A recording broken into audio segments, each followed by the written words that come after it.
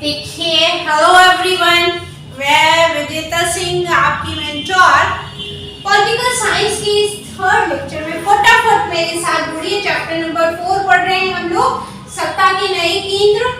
2 हमने पहले पढ़ लिए हैं, यूरोपियन संघ पढ़ लिया हमने और इसमें आसियान पढ़ लिया। अब तीसरा संगठन कौन है? तो सार्क जो है वो तीसरा संगठन है। बड़ा कॉन्फ्लिक्ट क्रिएट हो रहा होगा ना कि मैम कितने सारे संगठन तो पढ़ लीजिए, नए जुड़े हुए टॉपिक हैं, यहाँ से क्वेश्चन आने वाले हैं। और पड़ोसी देश हैं हमारे जिनके बीच में ये समझौता। एक पहले एक स्लोगन होता था, पूरब की ओर देखो। ये दक्षिण एशिया के जो पूर्वी देश थे ना, उनके लिए ये स्लोगन बोला जाता था। अभी इसमें संशोधन कर दिया गया है कि उत्तर पूर्व की तरफ देखो। देखिए कैसे दिखता है सार्क यानी दक्षिण। इसका अर्थ क्या है? यह शांति द्वारा क्षेत्रीय सहयोग को बढ़ाने के लिए दक्षिण एशियाई देशों द्वारा बनाया गया एक क्षेत्रीय संगठन।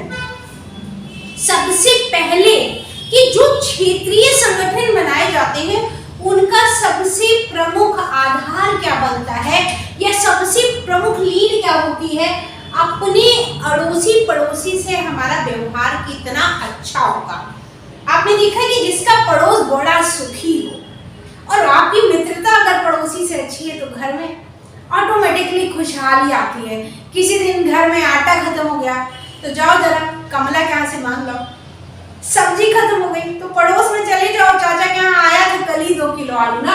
दैट्स वाई कि जब हम अपने पड़ोसियों से कुछ उधार ले सकते हैं तो ये जो संगठन है हम इनके साथ भी अगर समझौता अच्छा करते हैं तो हमारे पड़ोसी देश है तो शांति और आर्थिक विकास, राजनीतिक विकास और सांस्कृतिक विकास तीनों ही चारों चीजों में हम कहीं ना कहीं क्या कर सकते हैं? बहुत ज्यादा विकास की गति को द्रुत आगामी व्यवस्था में ले जा सकते हैं। अब देखिए साल की स्थापना 1 मार्क का क्वेश्चन गलती नहीं करेगा 1985। जब भी पूछे किसी भी एग्जाम में साल की स्थापना कभी, बोर्ड वाले जितने बच्चे हैं और वनडे एग्जाम वाले जितने भी सुन रहे हैं 1985 एकदम दिमाग में रख लीजिए। साल का मुख्यालय पड़ोस में ही नेपाल, पहाड़ियों, हिमालय की पहाड़ियों के बीच में बेहद खूबसूरत जगह काठमांडू, नेपाल की राजधानी यानी कैपिटल काठमांडू में सार्क का मुख्यालय। सदस्य देशों की संख्या कितनी 1 मार्क्स के लिए? फिर से तो 8 सदस्य देश हैं। कौन कौन से सदस्य देशों के नाम बताने हैं आप लोगों को? कौन से नाम है? तो देखिए 2 अल्फाबेटिक ऑर्डर में याद करेंगे। भारत और भूटान, भाभा से 2 हो गए। भारत भूटान दोनों पड़ोसी, भारत का भूटान पड़ोसी देश है।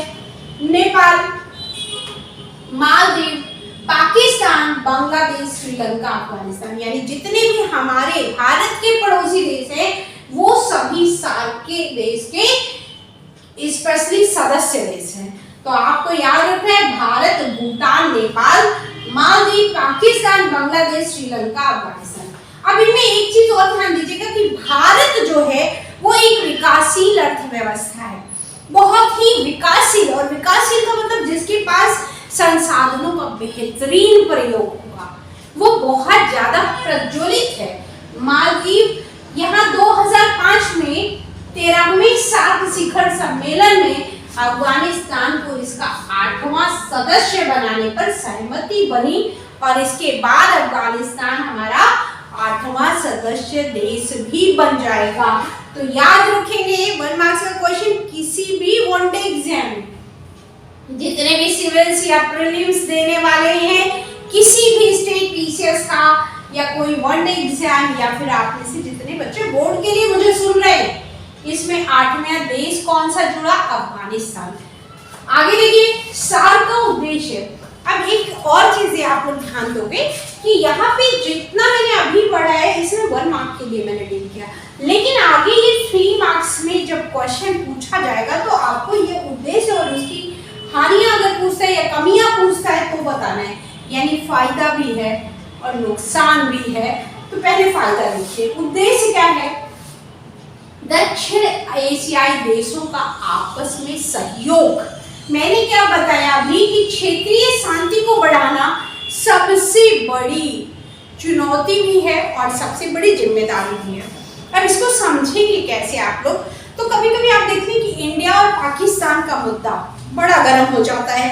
इंडिया पाकिस्तान का जब मैच आता है ना, तो कोई भी कहीं रहे वो बस इंडिया पाकिस्तान, इंडिया वाला इंडिया को सपोर्ट करेगा, पाकिस्तान वाला पाकिस्तान। क्यों?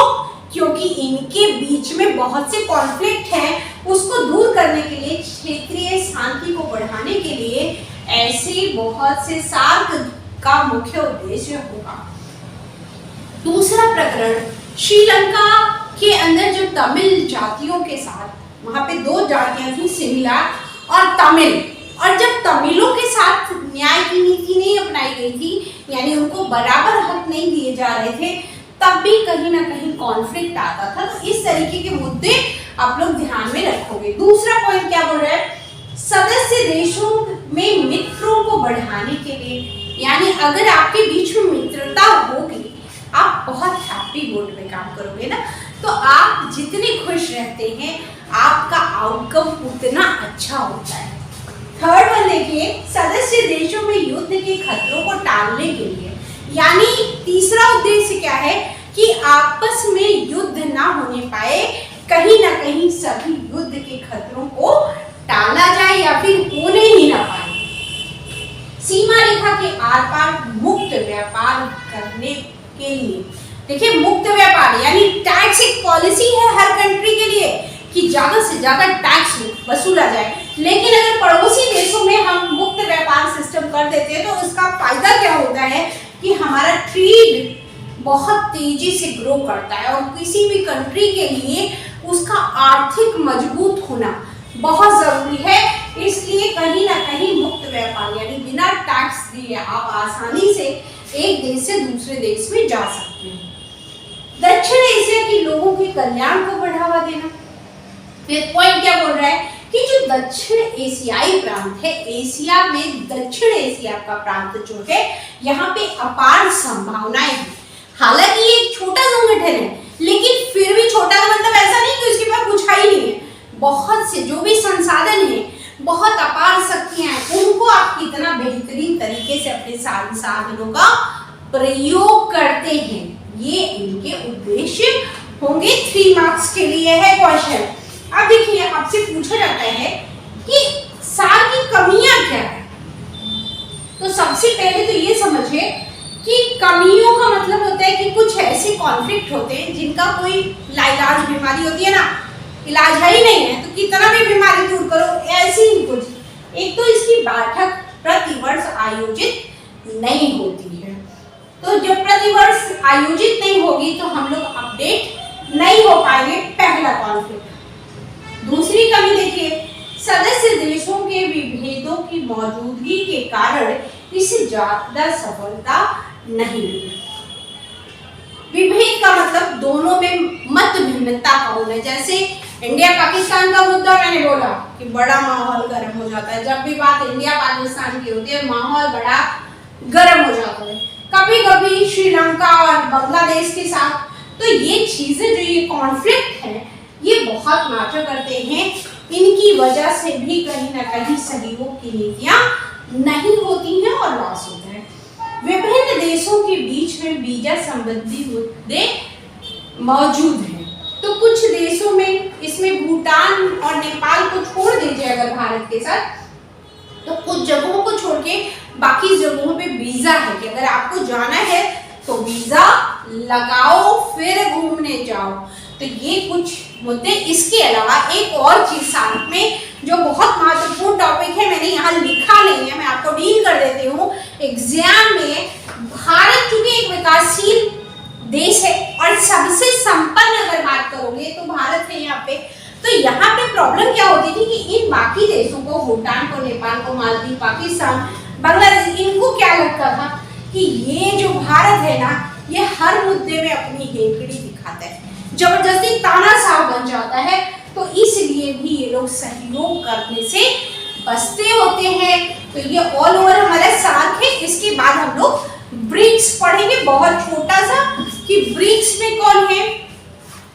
तो बस 2 मिनट के अंदर ब्रिक्स भी रिकॉर्ड करती हूँ मैं, और इसके बाद हम लोग के ये सदस्य देशों के पूरा का संगठन खत्म होगा और देशों का वर्चस्व देखना है हमें कि देखिए ब्रिक्स में BRICS ब्रिक्स एक संगठन है। ब्रिक्स जो ये अल्फाबेटिक लिया गया है, अभी आगे मैं आपको इन्फॉर्म करती हूँ कि ब्रिक्स एक संगठन है। इसका अर्थ ब्राजील, B से ब्राजील, R से रूस, I से इंडिया, C से चाइना और S से साउथ अफ्रीका सबसे लास्ट में जुड़ा है तो दक्षिण अफ्रीका। संयुक्त संगठन को ब्रिक्स कहते हैं। यानी इन पूरे ग्रुप्स को, ये 5 जो कंट्रीज आप लोग देख रहे हो, ब्राजील, रूस, इंडिया, चाइना और साउथ अफ्रीका, इनका जो ग्रुप है उसको हम लोग ब्रिक्स कहते हैं। अब पूछेगा आपसे कि ब्रिक्स की स्थापना कब हुई, तो 2006 में। इसकी स्थापना जुलाई 2006 में रूस में हुई थी, यानी रसिया के अंदर इसकी स्थापना 2006 में हुई। इन देशों के अंग्रेजी के नाम के प्रथम अक्षर B से, आपको पता है मैंने, ब्राजील, R से रसिया, I से इंडिया, C से चाइना और साउथ अफ्रीका से मिलाकर इस समूह का नामांकन हुआ या फिर इसे नामांकित किया गया। ब्रिक्स का पहला सम्मेलन आपसे 1 मार्क्स के लिए पूछेगा। ब्रिक्स का पहला सम्मेलन 2009 में रूस में हुआ था। Everyone clear?